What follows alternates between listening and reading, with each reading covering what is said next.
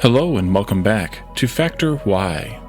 In our last episode, we finished making this RT3 module, and we proceeded into trying to lay it out here on the world, on the world map, and got part of it done, and then realized the time and decided that there was a lot more stuff that needed to be done before we could do this. So waited, paused, and came back for this episode to continue the layout and setup of this so we can start producing the RT3s.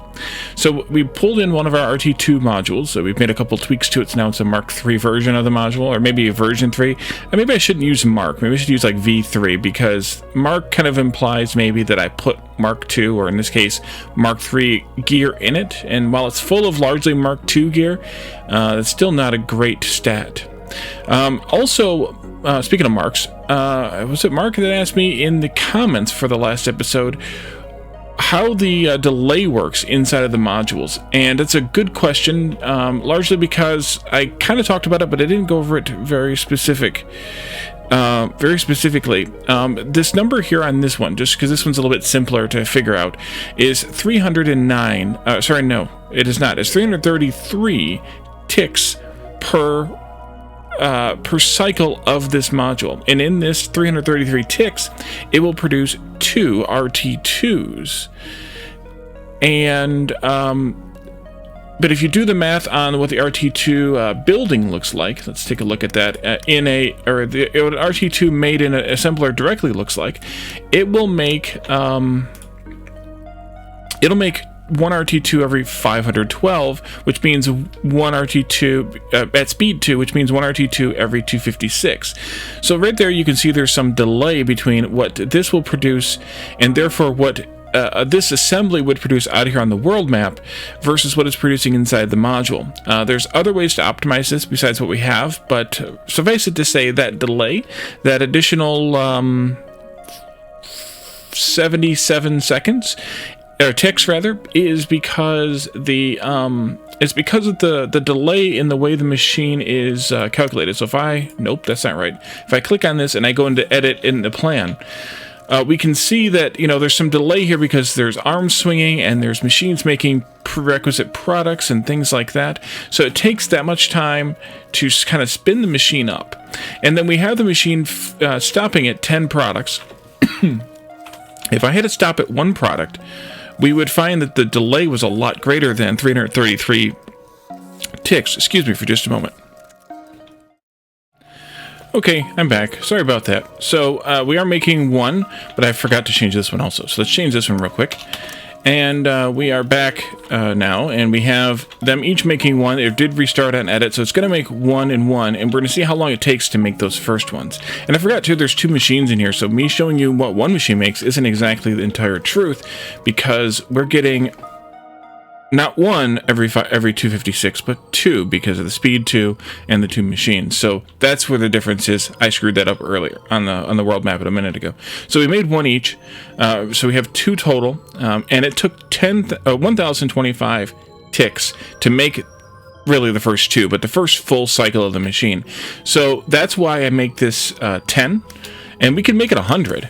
When I would have changed a bunch of other things, but we can make it 100.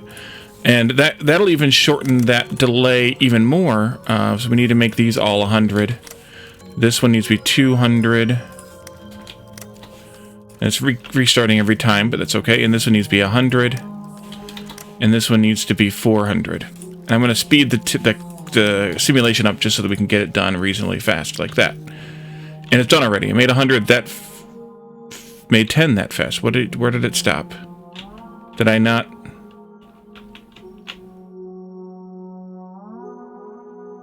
Did I screw something up?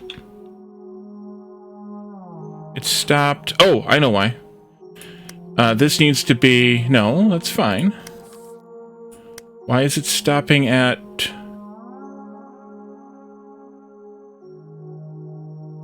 Oh, I know why. I actually know why, because I didn't change these either. These need to be 10 times greater. These need to be 10 times greater. That, this, and this. And now it should make all 100. You have 100. Or actually, it's 200, but you have 100. 100 cycles per machine. And now you can see the number is 26,400 for 100, which is 264 per 10. Sorry, 264 per each machine. So you get that a little bit closer to that 256 number the more you simulate. So maybe this is a better option because we get a little bit tighter, and that means we'll be producing them a little bit closer. So it's kind of a trade-off as to how you want to simulate it. But just remember that once you do that, set your divisor at the number that you want it to divide by, in this case 100, because we set the limits at 100 for each of these. And that way, when you come out into the world map, it shows 264 instead of 26,400. That's what we screwed up on the first modules we made very early on. I didn't set the divisor, and it was making however many belts in one cycle, and then before it spit out any belts. I think that's what we did in the first module. So, but coming back to this now, you can see that this is potentially better because it's much closer to that 256. You still have that same amount of initial startup time of about 1,000, but you could get this much tighter if you let it. If you simulated more and more. But again, there's a diminishing return on doing more and more. And I also don't know. And this is a question for Martin. Well, first of all, we can't do much more than this because we only go up to 50,000 ticks. So we really can't do any more than about less than double this. But I don't know if more causes other problems later. So that's a conversation that I should have with Martin about. But we have this, so we had this idea, and this makes it a little bit better. We could simulate maybe 180 instead of 100, and then maybe it would get a little bit closer to that, get almost to that 50,000 ticks, but also get a little bit closer to 256 per unit. But I think it's fine for right now, or per pair of units, per two, because we have two outputs. But that's fine. We don't need to do it. That was just a kind of an educational thing, because, well, I was asked. So let's continue this project in splitting these off, making these things work. You can probably just be a Mark 1 belt coming across here to the blue input, or the blue, yeah. The blue, they're blue, so that makes sense, but the input there, let's do, we could do a mixer as a splitter here. That can go there, and then this here goes like that. And then we also need to split the copper, which I can use also a mixer as a splitter, but I'm going to do a Mark 1 this time because it's here. We need to go across that as well, and then we can do like this into there. That needs to be an arm, though. That needs to be an arm. What kind of arms was I using for these? I don't even remember. I was using just Mark 1 arms. Okay. I could have done the math again, but it's easier just to go and check. Same thing there. Actually, I assume it's the same thing on the other side. That iron is more than fast enough? Yeah. We also have power issues, which we need to go and look at and talk about in a little bit. Just because I didn't remember to do it before I got into this. So now we need to run the all three of these belts to the other side and come down the other side as well. So we need splitters here of some kind. We could do the mixer splitters again, like this and like this, but we'll need to do... No, like this, I'm sorry. That goes there. But we'll need to do delete, and then go this way and this way. You need a crossing, but we'll go fast because you've got fast belts coming across. And then we'll bring these guys in also, or we'll split those to bring those guys in also. Let's do another mixer splitter right here. And then I'm going to bring them just like this. Get a little snug here, but that's okay. We'll go across. Oops. Nope. Wally, you screwed up. Go across. And then we'll come down this other side. And I wanted these ones to be, again, one space away. So they'll come down here. And then these ones will be one space away from that. And one space away from that. Like that. Good thing I have lots of belts made, right? Although, really, this could probably be could have just been a slow belt. Maybe I will do this part here slower, just for consistency's sake. And if we ever do split this again, like if we do another set of them over here, then I can have more capacity on this belt than I have right now. All right, so you get to be... is this exact mirror? Did I mirror this or did I rotate it? Circuit, circuit, iron, iron, circuit, iron, copper. Circuit, iron, copper. I did mirror it. Okay. So we can be somewhat lazy and do this copper into there. And we can do the circuits using this kind of splitter. Actually, why did I do that kind of splitter? Because I did this one. That's why I did that one. I could have done a mixer splitter there, but that's okay. You'll go here and then there. You need to be here, there, there. I'm kind of just using the other side as a guide here because I'm lazy. This one, that one, and then this one. Circuits come through. I can draw a straight line one of these days. Let's see. Copper goes this way. Circuits go in there and there. Copper comes down. And then we do another split here. And it goes into there. And then it continues on down. Iron needs a mixer split there and a mixer split here. We need to go deal with power at some point. We're back to balance again, but we need to go deal with it. I may stop this and take a break to do that. Actually, those could have been basics, or Mark 1s. That, and then you continue on down. Straight lines. Into there. I'll hook this stuff up last. Very last. Let's see. This is a Mark 2 for iron right there. And the copper's going to have to split using the three-way splitter because of the position of it. I think. Copper goes here. Yes, because of that position of it. We need a crossing here, and then we can do belts into here and into here. You'll come down, you'll come down. You need crossings there and there. Almost forgot. Come on down, come on down. And then Mark II belt, come on down.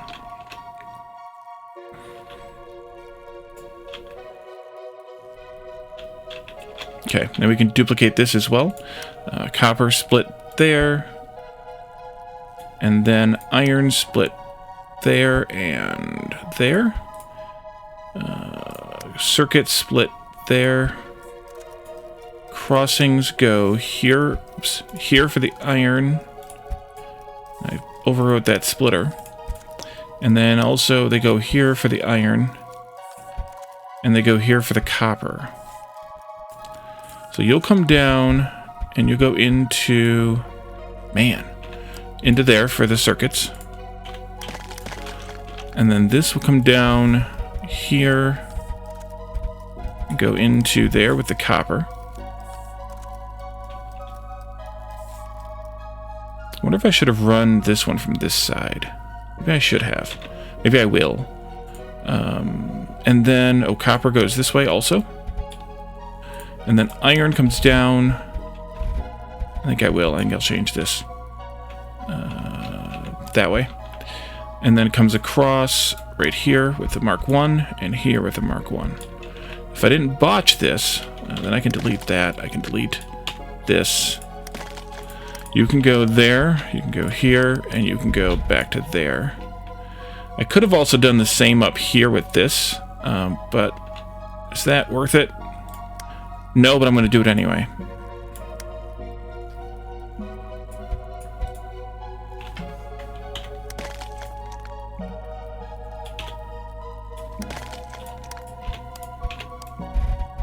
Like that. Because reasons. Okay, final steps are outputting the Mark II, or the RT2s to there and into there, and there and into there, and then outputting the RT3s here and here. So I guess the final step is these got to be crossings, and then these can come out to maybe a shared belt. Yeah, probably a shared belt. Coming up, maybe. merger, maybe.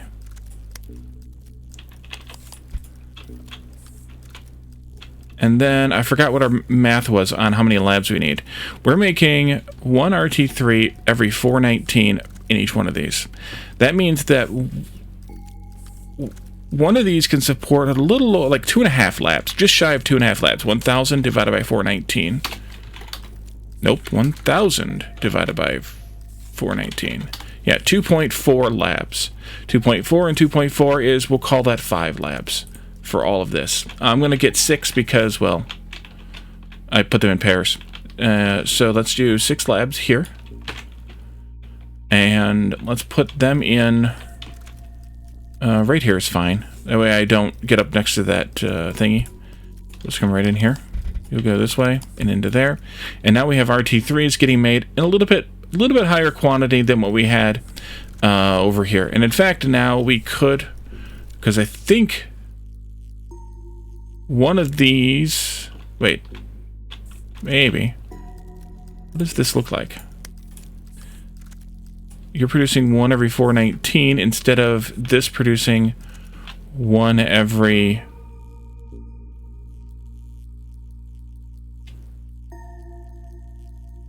Well, those are Mark II machines. These are Mark I machines. So one every 512 if this was a Mark II machine. So we're producing 2... Yeah, one of these modules is producing as much as 2 of these setups, I think, because we have 2 machines in them making the RT3s, and they're Mark II. So one of these equals 4 of those, 4 of the old builds, double what we had before, right? Look at it go! Look at it go! Yeah, there's 2 machines here. Okay, so let's leave that behind. Let it do some research. Well, we have some research to do. V for research. And I don't know, we might have actually done everything we could do with research right now. I don't know that there's anything else that is RT3 at most. Did that one already. And if there's anything beyond this layer, like how this one is, I'm never going to find it. Because that one I only found because accident, maybe? Or because I knew it was coming. That's probably why, or how. Yeah, everything else requires at least RT4. So, at least everything that I've looked at requires at least... Oh, there's an RT3, but it requires... It's got a prerequisite of these belts, which require RT5. So, assembler Mark IIIs only require RT3, but they have a prerequisite of belts Mark III, which requires RT5. Okay. We'll burn that bridge later. I'm just going to look through this row real quick just to see. But I think everything else was already done, which that's fine because, as you can see, we need RT3s in larger and larger quantities as we go down the list here. So that's fine. We have this. This is going. This is good. We'll let these get backed up with our friends, and then we'll have to work on an RT4. But before we do that, I want to visit the solar panel and battery plan. I've been doing some math, which, you know, that it is what it is. And I've actually posted some of it in the game's Discord server. And if you go to the game's Steam page, you can find the link to the official Discord server. I may also post that information here in my in my channel, but I haven't yet. Or I'm sorry, like on the description or whatever of this video. But I haven't decided yet because it's not totally done yet. So I don't know that I want to until it is done. But I've been doing some math on how power works, how solar power works specifically, based on this 70% max brightness for this planet, which is Hope, and based on some other stats that we have available to us, both on the planet itself, of the day length of 20 minutes or 75,000 ticks, and also, I don't know what the base temperature and delta V are actually used for. They might be useful for something, I don't know. Also, the stats on the machines themselves, or the entities themselves. Solar produces 250 before these upgrades that we're going to get down here, of course. Once we have those, then they'll produce 10% more, and then 10% more than that. I assume it's multiplicative. It might be additive. We'll find out when we get there. But based on this 250 here and this 46.88 million energy storage per battery, we can do some math on that. And if I wanted to produce, just for an example, 10,000 power, and the reason I use 10,000 as my example is because, well, one of these power arrays here produces 10,000, these coal power arrays. So I wanted to kind of have this number as a comparison tool. So in this array, we're producing 10,000, and we have 1, 2, 3, 4, 5, 6, 7, 8, 9, 10, 11, 12, 13, 13, 12. So that's 50. We have 50 furnaces. We have a whole bunch of arms, 50 arms here, a bunch of belts that I'm not going to count, and then we have, was it 13 Mark II miners? 1, 2, 3, 7, 8, 9, 10, 11, 12, 13. 13 miners plus 13 more arms. So 50 furnaces, 13 miners, 63 arms, a bunch of belts and belt entities, other belt entities, all added together to produce 10,000 power. Energy per tick, because this is all per tick, as far as I understand, at least. That 200 energy on that is per tick. So it must be, because of the way it's counting down like a maniac. It must be per tick. So solar produces 250 energy per tick, but you don't get all 250. In fact, for each solar panel, you're only getting 70% of that at most during the course of the day on this particular planet. And that's because of the 70% max, but you're not even getting that most of the day. In fact, you're only getting that for like 1 tick. The rest of the day, you're getting something less, and it also spends some time at 0 over the course of the day. So after conferring with Martin a little bit on some of the numbers, some of the formulas that he's using in the code, I've come up with some basic calculations. First of all, from his formulas he's using in the code, the graph is completely triangular, so it's easy to calculate the amount of power actually used, and that comes down to 40%. You get 40% of 70% of 250 per panel on average over the course of the 20-minute 75,000 tick day, which is that day right there. And just to kind of compare a little bit, this moon here, Little Toasty, has 100% max brightness, has a 5-minute day. This planet here, Toasty, has 100% brightness and a 1 hour 225,000 tick day. And then if you come out here to the farthest reaches of the planetary, where the heck is that planet at? Is there not a planet there, or am I just being blind and or dumb? I've never actually come out this far. I don't see a planet out there yet. Maybe there's not one out there yet. That could be. But there is one here. So we can look at this one. This one has a 20% brightness. It's a freezer. This one over here is only copper. It has 10% brightness, 10% brightness, 10% brightness. And so you can kind of, I don't know. I guess I'm not seeing a planet there, or there's not one there. I've never zoomed out that far. That's weird or funny or something. Rocky over here is 35%, and the droplet has 50% max brightness. So no matter what, though, that same 40% multiplier is constant, and we're actually losing power right now. We're going to start using our batteries very, very soon to supplement power, and we don't have enough. Or enough charge anyway, I don't think. So to make 10,000, back to what my original premise was, I've come up with a number: 143 solar panels. So I need to count these. 6, 9, 12, 15, 18, 20. 20 in a row, and 16 batteries will sustain the power using a simple calculation, and I have 20 batteries here. So I could take 4 batteries out, which I'm not going to do, but more importantly, I only have 120 solar panels here, so I need more of these, and that's only assuming that I want to have the... They only want 10,000, which I want more than 10,000. So let's go with 140, and we could go with the 3. Actually, what we could do is delete 4 of these and put down... Actually, what I should have done is deleted more than 4 of them. delete a few of them, and put down a pattern like this. This is a simple pattern of 20, 40, 60, 80, 100, 120, 140, 3, and 16 batteries. This will give you 10,000. So you can see here there's a lot more entities here, but you do not have to rely on coal for your power supply, which is somewhat advantageous. Why is it going under, though? I don't understand that part. It should be using all the juice it needs from the batteries to make sure that the power is equal. I would think, unless I am not understanding something correctly, it shouldn't be under this number until this is 0. I wouldn't think.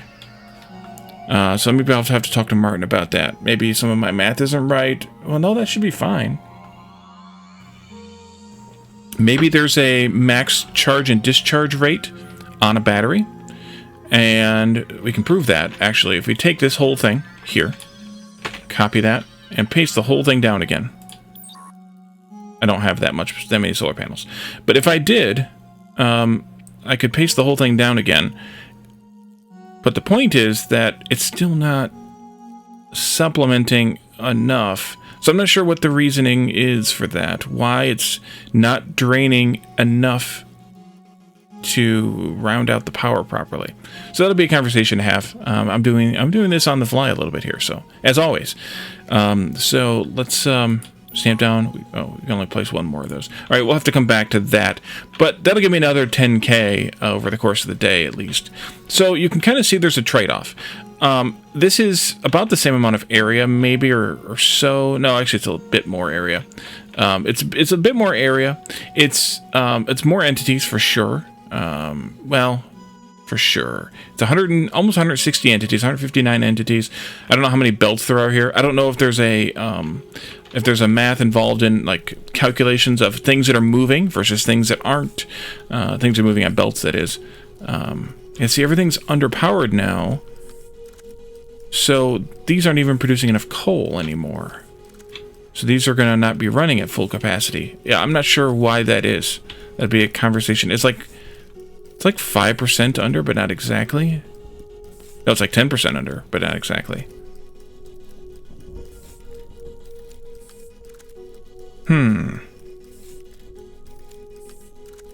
Is that the number? No, that's not the number of these that I have either, because this is 10, 20, 30, 5, 40, 5, 50. Actually, they should have 50K worth of coal. 5, 10, 15, 20, 30, 40, 50. I should have 50K worth of coal production. Okay, I'm a little confused by that then. But either way, we can see that how solar kind of works, and that it doesn't seem to be working exactly as I expected. Can I place any more of this down yet? Couple. Yeah, they take a long time to make. We don't have them being made very fast either. We only have 2 machines making them. I should probably double that, especially now that I know how the ratio of solar to batteries is. This is making 1 battery every 2560. So if we kind of do some fuzzy math, we need 9 times that solar. So we need to have, we'll say 10 times, would be 1 battery or 1 solar panel every 256 or thereabouts.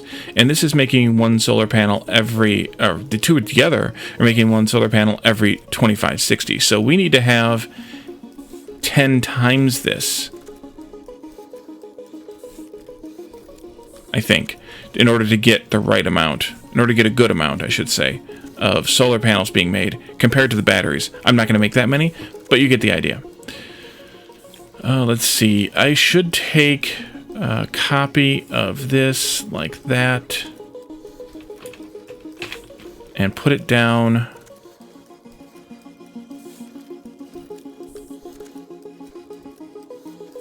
That swapper needs to be after that mixer. So it could go right there, I think. Oh no. Oh no. we didn't swap these back now. Oh, okay, so you let me do the belt on top of the swapper, but not the other. That was weird too. No, this one, please. There, and then this goes there. Yes. And then this needs to be connected up there. So at least that's double. It's still not great, but it's double. We might end up running out of chips and need to make more chips, but for right now, it's keeping up. But we can always add more. Alright, so we'll let those get made, and that'll make at least a little bit more solar panels, because we're going to need them. Gonna need them. Did I finish this row yet? Almost. Almost. So now, because the solar's producing a few, we're able to be a little bit above the power demands. And then we're charging. But again, I don't understand. We can store up 1.5 giga energy now with the batteries we have. I don't understand why it was discharging at a lower rate. That's interesting to me. There we go. Now I have one. Okay, so I think for the rest of this episode, we should start looking at what RT4 is going to take. We'll probably end up just making another array of these to feed the RT3s and the RT4s, but we can at least start. I'm not going to do a plan because you lose the plans if you're going between sessions. We can do the plan out here on the world map, and then we can figure that out. So let's start with obviously an assembler 2 here. You know what else we should do? Maybe we should do is we should consider making up here some of these things too, some of the Mark III components. We don't have Mark III assemblers yet. We could upgrade to Mark III as far as power goes with coal power goes with miners and burners. We don't belt either yet, so probably not. We do have Mark III arms. It's weird that you get some of the Mark III stuff before with RT3, and you get some of it with RT4. Back down here. That's fine. Where am I at? Over here? Let's look at RT4. It's blue. Solar panels and electric furnace Mark II. Okay, well, solar panels are relatively easy. We already know how to make those. We have those here. We'll make them obviously dedicated in the machine, but we know we need to have iron, copper, and chips in some quantity. And then we can also look at what electric furnace Mark II is going to take. Let's go with one of these here. Electric furnace Mark II is... Do I have those in my list of things to do? Where am I at? There I am.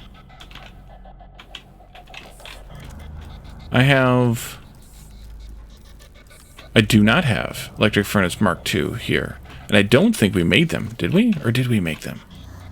If we did, they would be right here. Because they were made later. Not there. Right here? You are electric furnace Mark I. We don't have the Mark IIs yet. Okay, that's one more thing to add to our list of things here. That's fine. Electric furnace Mark II. Which is furnace burner Mark II and 20 wire. Kind of makes sense. Which we know that from here too. So let's go with furnace burner Mark II. That's you. And you need stone bricks and rods. We'll just put a rod machine down here. I'm not necessarily doing ratios here. I'm just doing what items it takes. Then we'll figure out the ratio after. You need a bunch of wire. So that'll be that. And then you just need the solar panels, which we can grab this way. Like that. So let's look at ratios, because I think that's everything. So RT3 will come in on a belt. Solar is here, and solar needs things that we're going to bring in on belts. because I'm considering chips a basic ingredient, even if it's not. Kind of similar to what you do in Factorio. We need the furnace electric, which is here. Mark II, furnace burner Mark II, which is here. Oh, I didn't finish this one. This needs furnace burner Mark I. I didn't finish it. Which needs stone bricks, and rods. And then you also need wire, which is down here, which needs copper plate. So this needs one solar panel every 2056. This makes one solar panel every 2056? Really? Really, Martin? This makes one solar panel every 5120. 5120 divided by 2056 is just shy of 2.5. I don't know why I did 2056. That's kind of weird.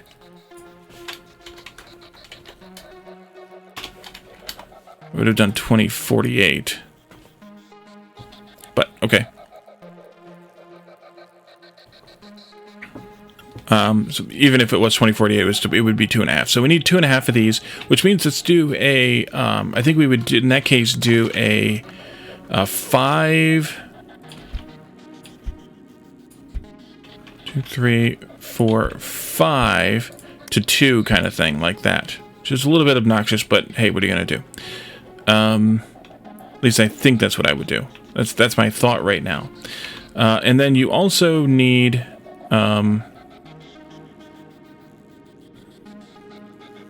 one electric furnace every 2056, and that's going to also be a 5 to 2 setup. So I'll have to think about how to do that. I guess in that case, what I would do is put these more like this. 1, 2, 3, 4, 5, and not those. Oops, not those. And then put these up above here. Move you out of the way. In the same configuration. 3, 4. Wait a minute. That's only 4, Wally. You can't count either. I have one in the center, but I can't do the one in the center because I need... Oh, I could do. And maybe I could do. We'd have to think about that a little bit.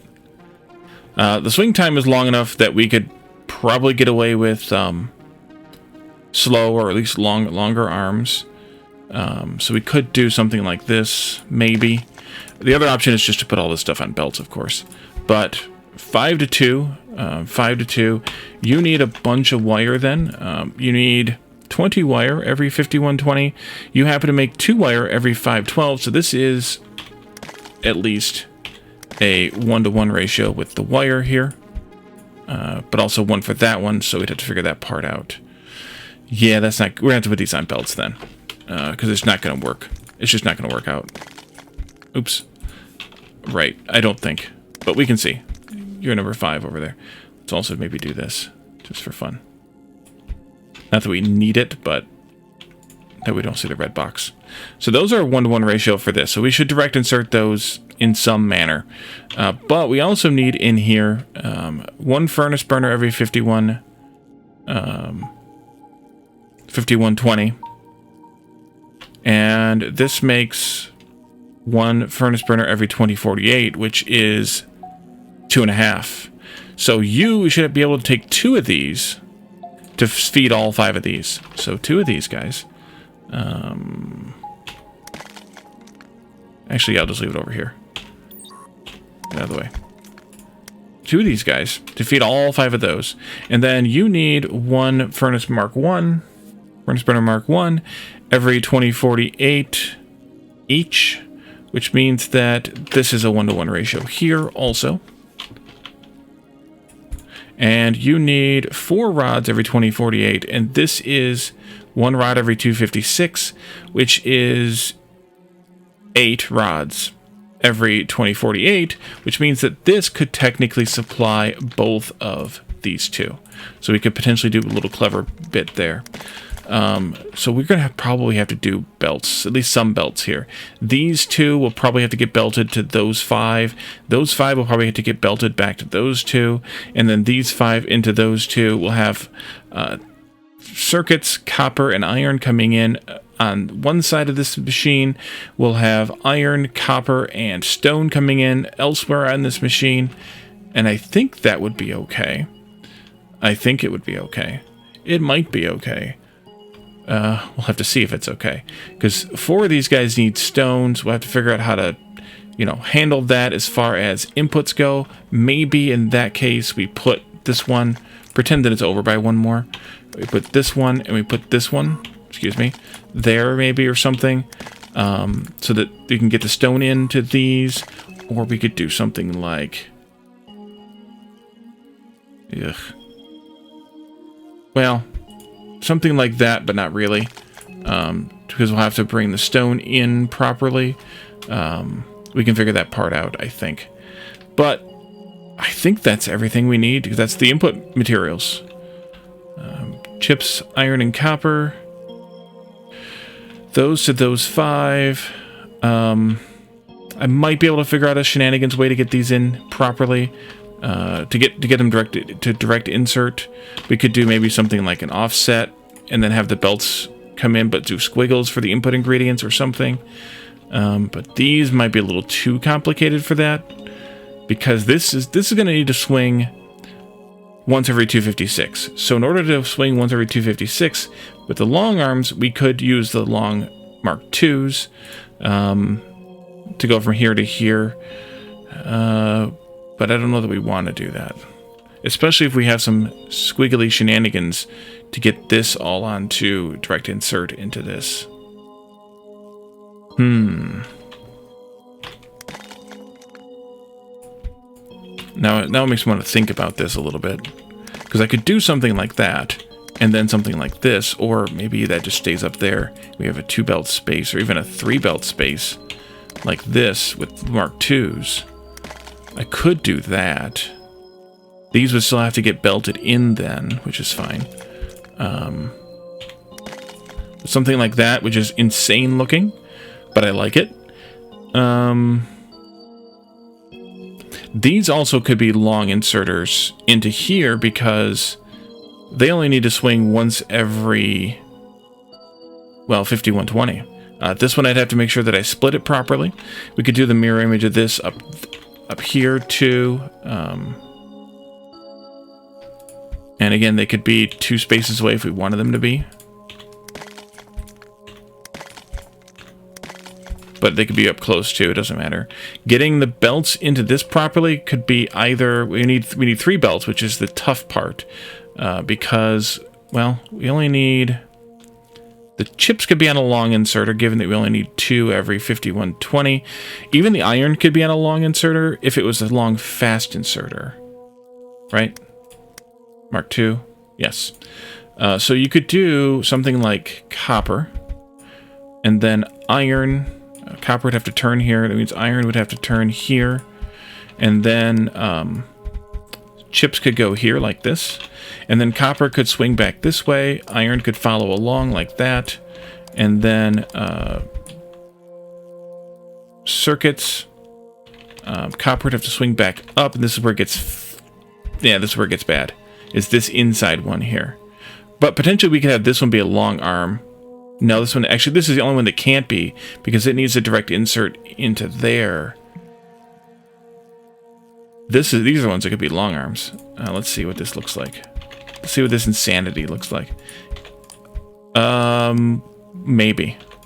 Oops, this way? Maybe. Because this could go, and it could split even. No, because then I have to put the arm right there. This actually doesn't work either, because the arm would have to still be here. So maybe I have to bring one of the items in from the other side, which makes direct inserting here much more difficult. Because then I need a second space, which means that this one would have to be here, and then I can't direct insert there. I think it's time to give it some thought. So this isn't going to work because we can't go. We're not going underground in this game. We go. We cross the belts. We can't go under, say, an arm's position. Like, we can't put an arm here. There's no way to do that unless you go up and in, but then we block the ability to insert this copper directly into there too. So this would have to go there, which means we can't do it. So I'll give this some thought. Let me know your thoughts as well. And in the next episode, we can figure it all out. So thank you all for joining me, and I'll see you next time. Bye for now.